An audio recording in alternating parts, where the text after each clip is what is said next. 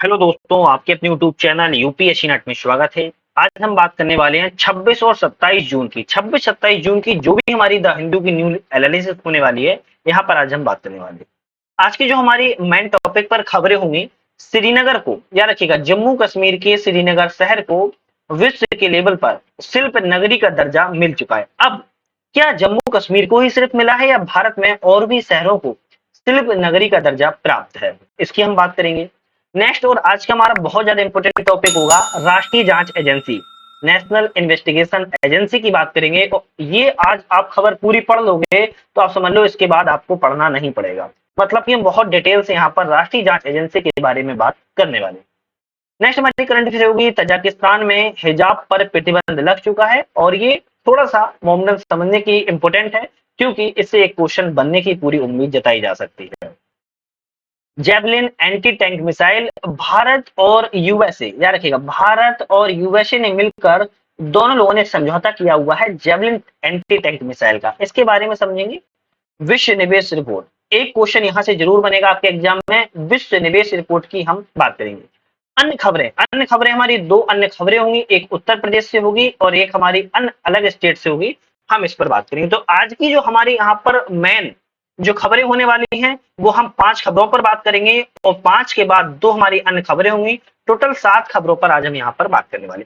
जल्दी से चैनल को लाइक शेयर सब्सक्राइब कर दीजिए, बेल आइकन प्रेस कर लीजिए, जिससे कि आने वाले वीडियो का आपको नोटिफिकेशन मिल सके। नट लर्निंग ऐप, एंड्रॉइड ऐप आ चुका है। ऐप की डिस्क्रिप्शन में लिंक है, ऐप को डाउनलोड करके आप लोग टेस्ट सीरीज लगा सकते हो।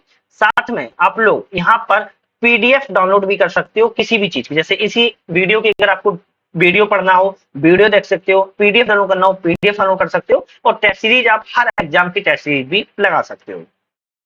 आज हम अपनी पहली करंट अफेयर्स की तरफ चलते हैं। पहली है, श्रीनगर को विश्व शिल्प नगरी का दर्जा मिल चुका है। अब ये श्रीनगर को मिला हुआ है तो जम्मू कश्मीर जो केंद्र शासित प्रदेश है, तो शिल्प नगरी का दर्जा मिला हुआ है। यहाँ पर समझने की चर्चा में क्यों। तो हाल ही में श्रीनगर को विश्व शिल्प परिषद मतलब कि WCC के द्वारा आधिकारिक तौर पर विश्व शिल्प शहर का दर्जा प्राप्त किया गया है। तो एक विश्व शिल्प शहर के रूप में प्राप्त किया गया दर्जा, और किसने दिया है? विश्व शिल्प परिषद के द्वारा दिया गया है। विश्व शिल्प परिषद की भी हम बात करेंगे अभी अलग से, याद रखिएगा विश्व शिल्प परिषद की बात हम अलग से करेंगे। पहले हम समझते हैं चर्चा में क्यों रहा। विश्व शिल्प परिषद के द्वारा जम्मू कश्मीर की ग्रीष्मकालीन राजधानी श्रीनगर को विश्व शिल्प शहर का दर्जा प्राप्त करने वाला श्रीनगर चौथा भारत का शहर बन गया है। मतलब कि इससे पहले और भी 3 शहर है जिसको ये दर्जा प्राप्त है शिल्प के लेवल का, तो यहाँ पर चौथा शहर है श्रीनगर। इससे पहले श्रीनगर को शिल्प और लोक कलाओं के लिए भी यूनेस्को की क्रिएटिव सिटीज नेटवर्क UNCCN में भी शामिल किया गया था। जब ये विश्व शिल्प का दर्जा शहर का नहीं मिला था, उससे पहले श्रीनगर को शिल्प और लोक कलाओं के लिए भी यूनेस्को की तरफ से क्रिएटिव सिटी नेटवर्क का दर्जा मिल गया था। श्रीनगर विश्व शिल्प शहर क्या है? तो श्रीनगर को विश्व शिल्प परिषद से विश्व शिल्प शहर का टैग प्राप्त हुआ है। अगर हम बात करें, यह टैग श्रीनगर में हथकरघा एवं हस्तशिल्प उद्योग को बढ़ावा देगा। क्या देगा? जो हाथों से कारीगरी की जाती है उस उद्योग को बढ़ावा देने में अब यह टैग कार्य करेगा। इससे जम्मू कश्मीर क्षेत्र में पर्यटन और बुनियादी ढांचे जो टूरिज्म है और बेसिक इंफ्रास्ट्रक्चर है, उसके विकास को, डेवलपमेंट को यहाँ पर अब लाभ मिलेगा, प्रॉफिट होगा। श्रीनगर के कारीगरों के लिए नए बाजार और अवसर भी खुलेंगे, क्योंकि आप ये जब किसी शहर को कोई अच्छा टैग प्रदान किया जाता है शिल्प के रूप में या यूनेस्को के रूप में टैग मिल जाता है, तो कहीं ना कहीं आप देखोगे, आपने सुना होगा जीआई टैग। जब जीआई टैग मिल जाता है तो विश्व के लेवल पे क्या होता है, उसको निर्यात करने में आसानी हो जाती है। तो इसी तरीके से श्रीनगर के कारीगरों को भी एक नया मार्केट के अवसर यहाँ पर ओपन हो जाएंगे। वो नए मार्केट के लिए तलाश कर रहे थे, वहां पर अब उनको प्रॉफिट होगा। साथ में बात करें कि जो हमने 3 अन्य शहर बताए थे, श्रीनगर तो एक चौथा शहर हो गया है जिसको विश्व शिल्प के रूप में दर्जा मिला हुआ है। अब श्रीनगर के पहले भी 3 शहर थे, कौन कौन से थे? जयपुर, मल्लपुरम और मैसूर। क्या रखेगा, ये 3 शहर आप और याद कर लो, जयपुर, मल्लपुरम और मैसूर को भी ये भारतीय शहर है जिनको पहले विश्व शिल्प शहरों के रूप में मान्यता दी जा चुकी है। और चौथा शहर श्रीनगर हो चुका है। तो टोटल अगर पूछा जाए कितने शहर हैं, 4 शहरों को विश्व शिल्प शहर के रूप में दर्जा मिल गया है। यह मान्यता है कि अधिक निवेश और वित्त पोषण के लिए आकर्षित करेगी, पारंपरिक तरीकों को संरक्षित करेगी और बुनियादी ढांचे के विकास और आधुनिक तकनीकों की यहाँ पे शुरुआत को बढ़ावा मिलेगा। क्योंकि आपको पता होगा किसी भी चीज को जब निवेश बढ़ता है तो कहीं ना कहीं वित्त पोषण भी मिलता है, और जब वित्त पोषण मिलता है तो कहीं ना कहीं उसको संरक्षण मिलेगा। संरक्षण जब मिलेगा तो बेसिक इंफ्रास्ट्रक्चर है उसका डेवलपमेंट होगा। जब डेवलपमेंट विकास होगा तो न्यू टेक्नोलॉजी आएगी, न्यू टेक्नोलॉजी आएगी तो कहीं ना कहीं फिर निवेश को बूम मिलेगा और प्रॉफिट कहीं ना कहीं श्रीनगर के लोगों को अब होने वाला है। विश्व शिल्प परिषद के बारे में बात करें तो यह कुवैत में स्थित है, अंतरराष्ट्रीय गैर लाभकारी संस्था है। कैसी? कुवैत में स्थित अंतरराष्ट्रीय गैर लाभकारी संस्था है जो कई वर्षों से यूनेस्को की एक आधिकारिक भागीदारी के रूप में कार्य करती है। वैश्विक शिल्प कौशल और पारंपरिक शिल्प के संरक्षण, संवर्धन और उन्नति को यह बढ़ावा देने के लिए समर्पित है। ऐसा कहा जाता है कि जो वैश्विक लेवल पर हाथ से उद्योग बनते हैं, शिल्प कौशल होता है, पारंपरिक शिल्प है, उनके संरक्षण को बढ़ावा देती है, साथ में उनकी उन्नति को बढ़ावा देती है, फिर निवेश को बढ़ावा यहाँ पर देती है। स्थापना इसकी 1964 में हुई थी, 1964 में इसकी स्थापना हुई थी। उद्देश्य सांस्कृतिक और आर्थिक जीवन में शिल्प की स्थिति को मजबूत करना इसका प्राथमिक उद्देश्य। तो ध्यान रखिएगा इसका उद्देश्य बहुत ही मजबूत है।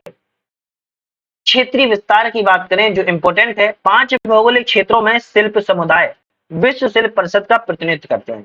5 कौन कौन से क्षेत्र हैं? अफ्रीका, एशिया प्रशांत, यूरोप, लैटिन अमेरिका, उत्तरी अमेरिका। ये पांचों क्षेत्रों पे ये विस्तार के लिए कार्य करती है। अफ्रीका, एशिया प्रशांत, यूरोप, लैटिन अमेरिका और उत्तरी अमेरिका। इसके संस्थापकों में समाज सुधारकों कमला देवी चट्टोपाध्याय के अलावा एलिन ऑस्बोर्न, वेंडरबिल्ट बेब और मार्गरेट एम पेज शामिल हैं। तो इसके जो संस्थापक है समाज सुधारक रहे हैं। और 5 भौगोलिक क्षेत्र में जो क्षेत्रीय विस्तार है, 5 क्षेत्रों में इसका विस्तार है, सभी महाद्वीपों में इसका विस्तार।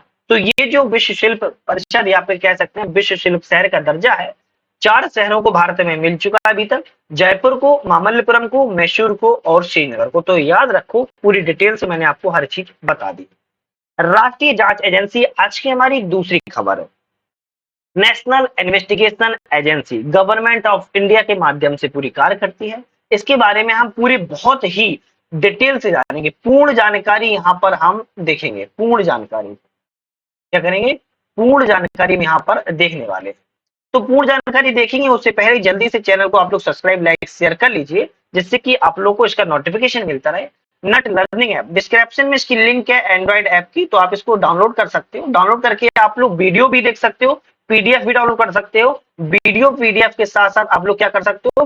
टेस्ट सीरीज लगा सकते हो। टेस्ट सीरीज हर एग्जाम्स की, बहुत सारे एग्जाम्स की है, तो आप इसकी टेस्ट सीरीज भी लगा सकते हो। जाइए एक बार इसको लॉग इन जरूर कर लेके देख लीजिए। राष्ट्रीय जांच एजेंसी बहुत डिटेल में बात करेंगे, धैर्य के साथ थोड़ा सा देखिए। चर्चा में क्यों है? तो राष्ट्रीय जांच एजेंसी ने 8 लोगों के खिलाफ आरोप पत्र दाखिल किया है जिन पर जाली दस्तावेजों का इस्तेमाल कर रोहिंग्या और बांग्लादेशियों की भारत में तस्करी करने वाले अंतरराष्ट्रीय सिंडिकेट का हिस्सा होने का संदेह नजर आया है। तो 8 लोगों के खिलाफ पे एनआईए के द्वारा क्या किया गया? आरोप पत्र जारी किया गया जिसमें रोहिंग्या और बांग्लादेशी शामिल हैं, क्योंकि भारत में तस्करी की एक कह सकते हो हिस्सा है अंतरराष्ट्रीय सिंडिकेट, यह उसमें कहीं ना कहीं संदेह की नजर में आए हैं। राष्ट्रीय जांच एजेंसी के बारे में सबसे पहले हम समझते हैं। भारत की केंद्रीय आतंकवाद निरोधी कानून प्रवर्तन यह एजेंसी है। याद रखिएगा, केंद्रीय आतंकवाद निरोधी, सेंट्रल लेवल पर आतंकवाद निरोधी कानून प्रवर्तन एजेंसी है। किस मंत्रालय के तहत कार्य करती है? तो केंद्रीय गृह मंत्रालय के तहत, होम मिनिस्ट्री के तहत यह कार्य करती है। बात की जाए, इसे वर्ष 2008 के मुंबई आतंकवादी हमलों के बाद गठन किया गया था। तो इसकी स्थापना की बात की है तो 2008 में जब मुंबई आतंकवादी हमला हुआ था उसके बाद इसको गठन किया गया था, क्योंकि आतंकवाद से निपटने के लिए केंद्रीय एजेंसी की आवश्यकता उस समय महसूस की गई जब मुंबई आतंकवादी हमला हुआ। तदुपरांत 2008 में इसका गठन कर दिया गया। इससे राष्ट्रीय जांच एजेंसी अधिनियम 2008 के तहत स्थापित किया गया है। तो कभी अगर एग्जाम में किस अधिनियम के तहत? तो राष्ट्रीय जांच एजेंसी अधिनियम 2008 के तहत स्थापित किया। इसका हेडक्वार्टर नई दिल्ली में है। कहां पर है हेडक्वार्टर? अगर इसकी मुख्यालय की बात करें तो नई दिल्ली में इसका हेडक्वार्टर है। साथ में इसके पूरे देश भर में 18 शाखाएं शामिल है। कितनी? 18 शाखाएं शामिल है इसकी। उन अपराधों की जांच और मुकदमा चलाता है जो इसको प्रभावित करते हैं। जैसे भारत की संप्रभुता और अखंडता को अगर कोई प्रभावित करता है तो राष्ट्रीय जांच एजेंसी इस पर कार्य करती है, एनआईए कार्य करती है। देश की सुरक्षा पर अगर कोई खतरा आता है तो एनआईए कार्य करती है, जांच करती है। विदेशी देशों के साथ मैत्रीपूर्ण संबंधों में कोई टकराव सामने आती है तो राष्ट्रीय जांच एजेंसी कार्य करती है। तो यहाँ पर जो अपराध और मुकदमे चलाए जाते हैं, अगर ये तीन चीजों को अगर कहीं ना कहीं प्रभावित करेगी तो राष्ट्रीय जांच एजेंसी कार्य करेगी। एनआईए इसके तहत मुकदमा जांच कर सकती है। संयुक्त राष्ट्र और अन्य अंतर्राष्ट्रीय संगठनों की अंतर्राष्ट्रीय संधि समझौते के द्वारा इसका कार्यान्वयन जो होता है, तो जो संयुक्त राष्ट्र और अंतर्राष्ट्रीय संगठन है उसके माध्यम से इसकी कुछ संधियां हैं और समझौते हैं, इसके तहत यह कार्य करती है। एनआईए किन अपराधों को नियंत्रित करता है? विस्फोटक पदार्थों को नियंत्रित करता है, परमाणु ऊर्जा, परमाणु हथियार, गैर कानूनी गतिविधियां, आतंकवादी गतिविधि, अपहरण जैसे आदि जो अपराध होते हैं उनकी जांच और मुकदमा को यह चलाता है। कौन? राष्ट्रीय जांच एजेंसी। याद रखिएगा, इतने मुकदमों को यह या इतनी गतिविधियों को नियंत्रित करता है। एनआईए के पास एनआईए अधिनियम की अनुसूची में दिए गए किसी भी अपराध को नियंत्रित करने की शक्ति प्राप्त है। अब इसको कुछ संशोधन भी किया गया था, तो एनआईए अधिनियम को 2019 में संशोधित किया गया है ताकि मानव तस्करी, प्रतिबंधित हथियारों के निर्माण और बिक्री, साइबर आतंकवाद, विस्फोटक पदार्थ अधिनियम 1908 के तहत अपराधों से संबंधित अपराधों को शामिल करके एनआईए के जनादेश में वृद्धि की गई है। तो यहाँ पर कुछ 2019 में और चीजों को शामिल किया गया, जैसे कि मानव तस्करी पहले नहीं थी, शामिल किया गया। हथियारों के निर्माण और बिक्री पर शामिल किया गया है। साइबर जो आतंकवाद होते हैं, साइबर हमले होते हैं, उस चीज को यहाँ पर शामिल किया गया। विस्फोटक पदार्थ जो बनाते हैं लोग, उन पर यहाँ पर जो अधिनियम है वो अब कार्य करेगा। तो इन चार क्षेत्रों को भी एनआईए की अपराधों की सूची में डाल दिया गया, मतलब कि शामिल कर दिया गया। इसका क्षेत्राधिकार की बात करें, इसका क्षेत्राधिकार क्या है? एजेंसी को राज्यों से विशेष अनुमति के बिना राज्यों में आतंकवाद से संबंधित अपराधों से निपटने का अधिकार है। अब एग्जाम में क्वेश्चन बन सकता है कि राष्ट्रीय जांच एजेंसी एनआईए को किसी राज्य में अगर कार्य करना हो या अनुमति लेनी पड़ेगी तो नहीं लेनी पड़ती है। राज्यों में अनुमति के बिना ये आतंकवाद से संबंधित अपराधों की निपटान कर सकता है। गृह मंत्रालय की लिखित घोषणा के तहत यह कार्य करता है। होम मिनिस्ट्री अगर यह रिटर्न में दे देती है तो यह अथॉरिटी मिल जाती है और यह कार्य करता है। कोई राज्य सरकार केंद्र सरकार से किसी मामले की एनआईए को जांच के लिए सौंपने का अनुरोध कर सकती है, बशर्ते कि मामला एनआईए अधिनियम की अनुसूची में शामिल अपराधों के लिए पंजीकृत किया गया हो। वो कहा जा रहा है कोई भी राज्य सरकार हो, मान लो उत्तर प्रदेश हो, मध्य प्रदेश हो, तमिलनाडु हो, तेलंगाना हो, असम हो, जम्मू कश्मीर हो, गुजरात हो, नागालैंड हो, मिजोरम हो, त्रिपुरा हो, कोई भी राज्य हो, यहाँ पर केंद्र सरकार से अनुरोध करेगी कि कोई मामले को राष्ट्रीय जांच एजेंसी को सौंप जाए, बशर्ते उस जांच एजेंसी को तभी सौंपा जाएगा वो एनआईए की अधिनियम सूची में उसको पंजीकृत किया गया हो, उस शर्त को तभी हुआ है शामिल किया जाए, अदरवाइज उसको नहीं देखा जाएगा, नहीं तो फिर विशेष तौर पर ही उसको देखा जाता है।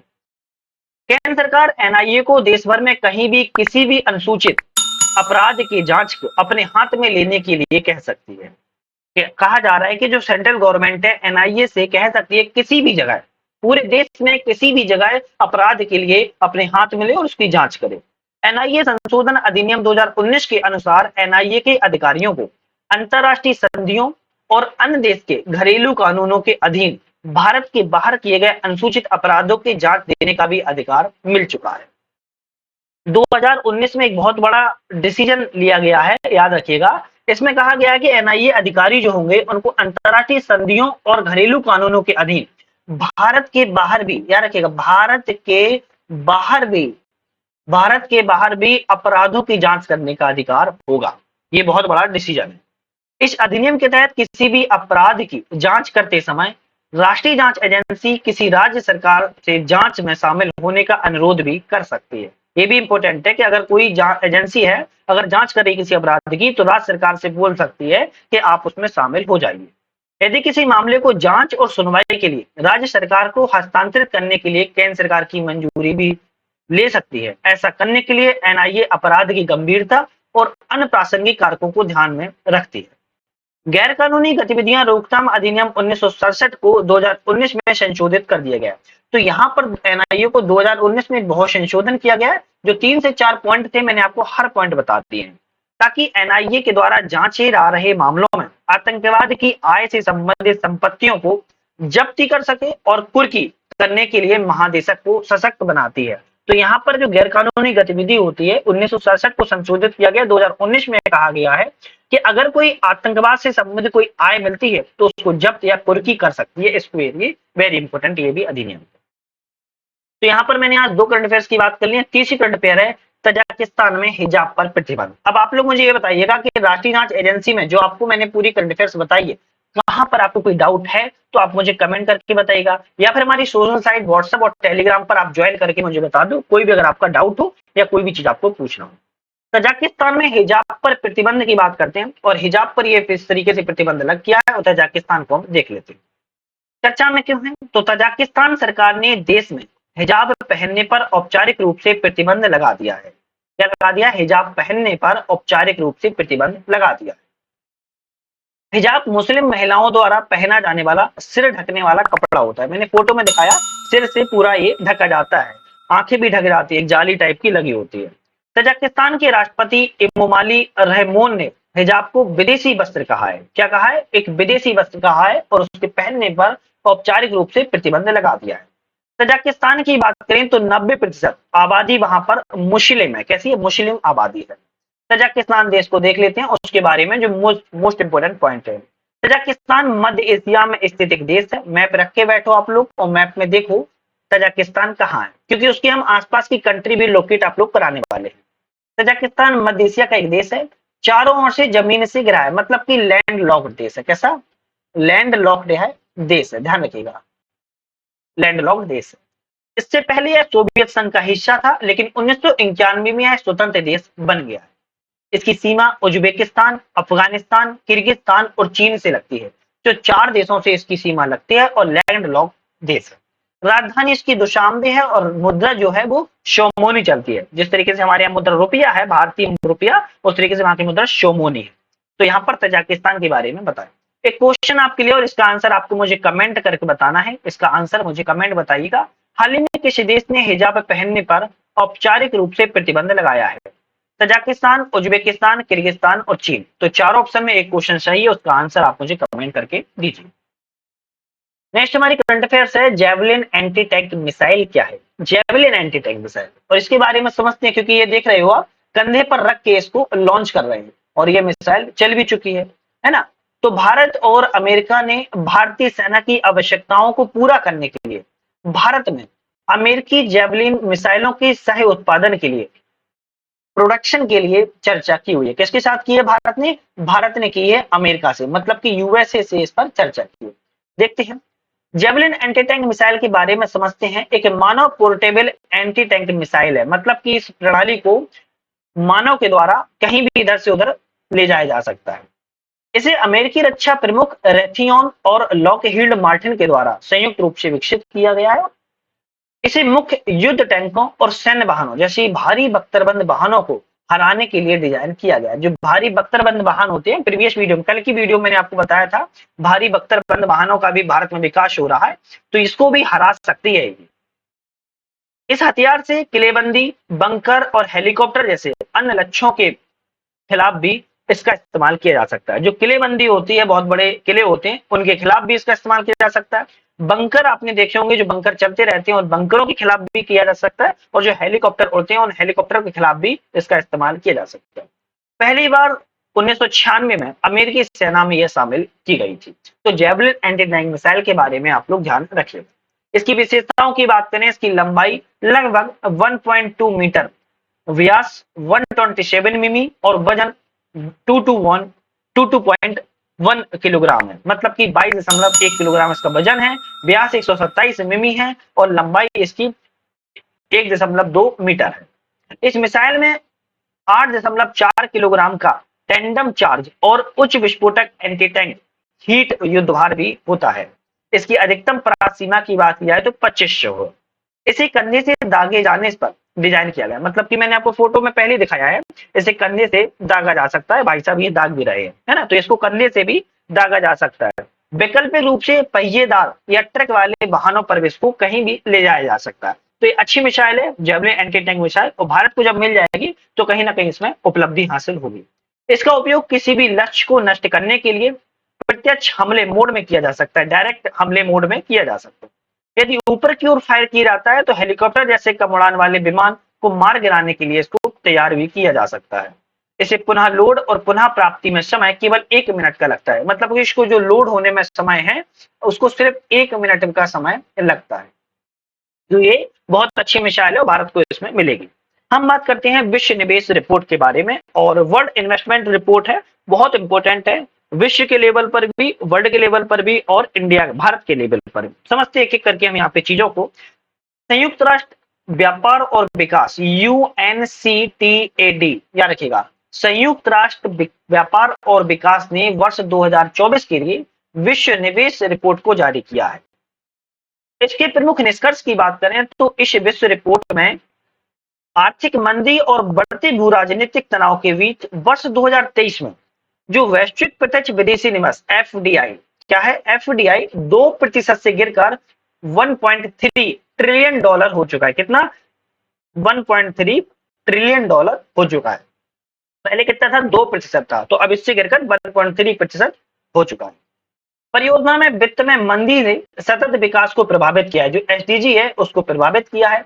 सतत विकास लक्ष्य जैसे क्षेत्रों में नई फंडिंग में 10% से अधिक की गिरावट देखने को मिल रही है। जो SDG है वहां पर जो फंडिंग मिलती है उसमें 10% की गिरावट देखने को मिल रही है। विशेष रूप से कृषि, खाद्य और पानी में गिरावट देखने को मिल रही है। रिपोर्ट इस बात पर जोर देती है कि व्यापार सुविधा और डिजिटल सरकारी समाधान के लिए पारदर्शी और सुव्यवस्थित वातावरण बनाकर कम निवेश को संबोधित कर सकते। संयुक्त राष्ट्र व्यापार विकास के बारे में अगर हम बात करें तो व्यापार और विकास से संबंधित संयुक्त राष्ट्र की एक अग्रणी संस्था है। UN की क्या है? एक टॉप लेवल की है संस्था है। इसकी स्थापना 1964 में संयुक्त राष्ट्र महासभा के द्वारा एक स्थायी अंतर सरकारी निकाय के रूप में की गई थी। इसका मुख्यालय जिनेवा स्विट्जरलैंड में है। वर्तमान सदस्य की बात की जाए तो 195 देश सदस्य इसमें शामिल है। कितने? 195 देश इसमें शामिल है। उद्देश्य देखा जाए तो विकासशील देश, विशेष रूप से कम विकसित देशों और संक्रमणकालीन अर्थव्यवस्था वाले देशों को वैश्विक अर्थव्यवस्था में लाभकारी रूप से एकीकृत इंटीग्रेटेड करने को इसमें सहायता प्रदान करता है।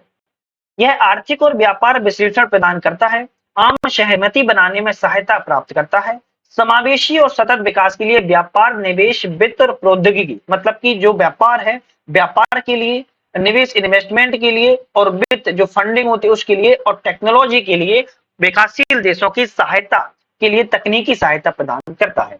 तो ये अच्छी खबर है, लेकिन इसमें भारत को 1.3 ट्रिलियन डॉलर की यहाँ पर देखने को मिल रहा है, जो कि 2% से घटकर सामने आ रहा है। तो ये थोड़ा सा मामला गंभीर भी है। अब हम अन्य खबरों के बारे में बात करेंगे, लेकिन उससे पहले जल्दी से आप लोग चैनल को सब्सक्राइब कर लीजिए, किया नहीं है लाइक कीजिए, वीडियो को शेयर कीजिए अपने फ्रेंड सर्कल में, मुझे मोटिवेशन मिलेगा। ऐप हमारा आ चुका है नट लर्निंग ऐप, ध्यान रखिएगा नाम है नट लर्निंग ऐप। आप इसको डाउनलोड कर सकते हो और यहाँ पर आप लोगों से बार बार कह रहा हूँ, वीडियो देख सकते हो, PDF डाउनलोड कर सकते हो, और सबसे इंपॉर्टेंट आप लोग किसी भी एग्जाम की, मल्टीपल एग्जाम की टेस्ट सीरीज लगा सकते हो फ्री में। तो जल्दी से जाइएगा, डाउनलोड कर लीजिएगा, लिंक से भी, प्ले स्टोर पर सर्च करके भी अच्छा है। बात करते हैं यूपी में विश्व का पहला एशियाई राजगिद्ध संरक्षण और प्रजनन केंद्र को स्थापित किया गया है। कहाँ की खबर है? उत्तर प्रदेश की खबर है, और यूपी के लिए खबर इंपॉर्टेंट है। उत्तर प्रदेश सरकार के द्वारा महाराजगंज में, कहां पर? महाराजगंज में विश्व का पहला, याद रखिएगा, विश्व का पहला एशियाई राजगिद्ध लाल सिर वाले गिद्ध के लिए संरक्षण और प्रजनन केंद्र के रूप में स्थापित किया गया। बहुत बड़ी खबर है, ये छोटी सी खबर नहीं है, क्योंकि विश्व का पहला है एशियाई राजगिद्ध के लिए संरक्षण और प्रजनन केंद्र। एशियाई राजगिद्ध पहले पूरे भारत में पाए जाते थे, लेकिन डाइक्लोरोफेनाक दवा के कारण इन पक्षियों की संख्या में भारी गिरावट देखने को मिली है। और अब यह IUCN की जो रेड डाटा बुक होती है, अंतरराष्ट्रीय प्रकृति संरक्षण संघ जिसका पूरा नाम है, IUCN की लाल सूची में गंभीर रूप से संकटग्रस्त प्रजाति में इसको सूचीबद्ध किया गया। तो IUCN का कभी कभी डेटा डायरेक्टली पूछा जाता है, इसको संकटग्रस्त प्रजाति में, कैसी? संकटग्रस्त प्रजाति में इसको शामिल किया गया है। वन जीव संरक्षण अधिनियम 1972 की अनुसूची 1 में सूचीबद्ध किया गया है इसको। इसके केंद्र का उद्देश्य गिद्धों के अच्छे स्वास्थ्य को सुनिश्चित करना है, इनका स्वास्थ्य अच्छा, हेल्थ अच्छी रह सके, इस हेल्थ के लिए यहाँ पर इसका निर्माण किया जा रहा है। इस केंद्र का नाम जटायु संरक्षण प्रजनन केंद्र रखा गया है। 24 घंटे गिद्धों पर यहाँ पर नजर रखी जाएगी, तो नाम याद रख लो, जटायु संरक्षण प्रजनन केंद्र यहाँ पर रखा गया है। इस केंद्र में गिद्धों पर नजर रखने और हर समय उनकी देखभाल करने के लिए हाई टेक्नोलॉजी के उपकरण भी लगाए गए हैं, ध्यान रखिएगा। राष्ट्रीय डायरिया रोको अभियान 2024। डायरिया के मामले बहुत आते हैं, आपको पता है, और कहीं ना कहीं बहुत मृत्यु भी सामने आती है। तो यहाँ पर डायरिया के लिए कुछ अभियान चला गया है, बात करते हैं किसके द्वारा चलाया गया है। केंद्रीय स्वास्थ्य और पर्यावरण कल्याण मंत्री के द्वारा, जगत प्रकाश नड्डा के द्वारा राष्ट्रीय डायरिया रोगो अभियान 2024 की शुरुआत की गई है। कौन से मंत्रालय ने की है? केंद्रीय स्वास्थ्य परिवार कल्याण मंत्रालय ने की है। उन्होंने बच्चों को ओरल रिहाइड्रेशन सॉल्ट ORS और जिंक की गोलियां वितरित करने के लिए अभियान की शुरुआत की है। अगर आपके घर में भी कोई बच्चा है तो ORS का घोल जरूर दीजिएगा। ORS, ओरल रिहाइड्रेशन सॉल्ट का घोल जरूर दीजिएगा। अगर जिंक की गोलियां मार्केट में आती है जरूर दीजिएगा। इस अभियान की शुरुआत 1 जुलाई 2024 से होगी और 31 अगस्त 2024 तक यह अभियान चलेगा। तो लगभग 2 महीने तक इसको अभियान को चलाए जाने की बात सामने आ रही है।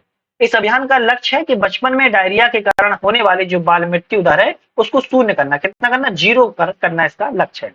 इसी अंतर्गत 5 वर्ष तक के बच्चों को ओरल रिहाइड्रेशन सॉल्ट घोल दिया जाएगा, साथ में जिंक की गोलियां भी प्रदान की जाएंगी। तो अच्छी खबर है कहीं ना कहीं एग्जाम के लेवल पर भी और आपके रियल लाइफ के उस पर भी। आज यहाँ पर मैंने 7 करंट अफेयर्स की बात की। आपको सभी करंट अफेयर्स पसंद आए होंगे। लाइक शेयर सब्सक्राइब कर लीजिए। कोई भी अगर आपका डाउट है तो आप कमेंट करके पूछ सकते हैं या फिर सोशल साइट से भी बात कर सकते हैं। आज ही समाप्त करते हैं। आज के लिए धन्यवाद।